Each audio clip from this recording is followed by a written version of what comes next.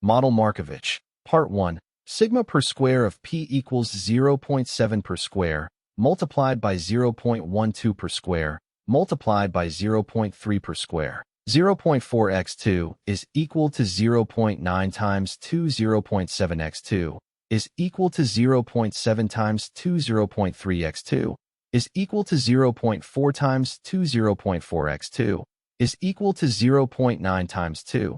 So this result will give you the difference of the rate of each rate. That is called, let's see how much it is, equals 0.7 times 2 is equal to 0.4 times 2. 0.3. x2 is equal to 0.9 times 2. 0.7 x3 is equal to 0.4 times 2. 0.4 x2 is equal to 0.9 times 2. Now it is sigma, the square of pi, is equal to 0.21198. The root of this thing is sigma square pi. The root of 0.2198 is 0.46. So the rate of the rate of the rate of the rate of the rate of the rate of the rate of the two rates is 0.46, with the proportion 0.7, 0.3. So now what is the effect on the probability of the rate? The proportions. What else is the effect on the proportion? The effect on the rate, and also the rate of the rate.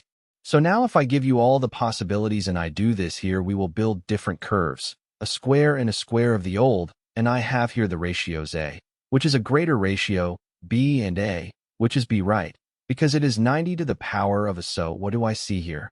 I see that I have all kinds of curves of a square and a square that are in the proportion of the. So what is the most effective here? Everything that is in your view. Everything that has the ratio between a square and a square. I can't say what is better, but if I continue it in its real form, this is how it looks. So if now I want to come and say, out of all this, what would be the case? How is the probability of the rate? Exactly. All the other values that if you look here, you see in front of a big risk, in front of this, I have this, which is good. This, on the same risk, gives a better result. This is called the I will get it in the form of something like this, a straight line here and here. Okay. That's how I get it. And when it's a +1, I get it in this way, and then you have a triangle like this, which is all the possibilities of a curve of the ratio. What do you need to know? Two ratios that combine the ratio and the probability of the ratio. Now, at a more advanced level, we can find from these two ratios the minimum of the risk of the rate. That is, if we want to find the proportions of the investment that brings the minimum of the investment rate, so we can calculate the ratio. Yes, under the elucidation of the proportions, and then find the rate of the rate, but it's a bit different from what we're looking at in the level of the rate. So that's the problem. Now we're at another stage from here. If you see here two ratios, right?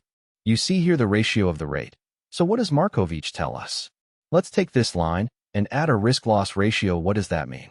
We need, in addition to the possibility, to bring an investment in a risk-loss ratio and see what we get. What do we get when we add a risk-loss ratio here? So we get the last thing and we get the result.